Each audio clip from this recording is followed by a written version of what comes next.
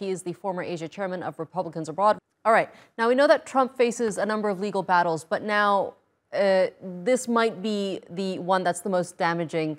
How damaging is it, in particular, to the real estate empire that he's built over the years?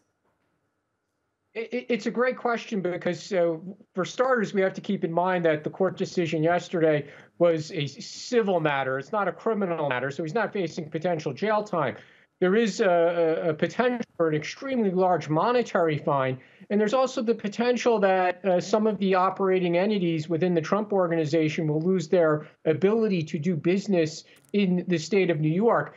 And what will result from that, frankly, is a lot of time that Donald Trump and his sons and his top executives are going to have to spend on how to organize their business empire and the properties that they own and operate in the state of New York to be consistent with the judgment, assuming the judgment is upheld on appeal. So that's just a very practical issue that Trump is going to have to deal with, and he's going to have to deal with that at the same time he's facing 4 criminal cases, and he's also running for president.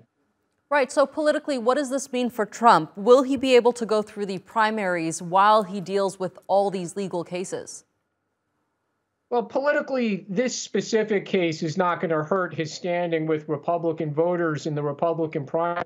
If the 4 indictments haven't hurt him, one civil judgment, no matter how large the monetary fine might be, that's not going to hurt him with Republican voters. Now, the criminal case is unlike the civil case.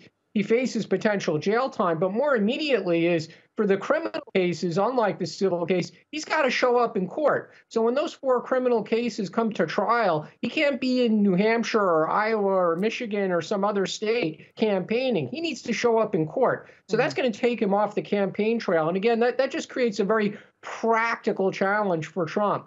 All right, Ross Feingold, thank you so much for being with us here on the NewsHour.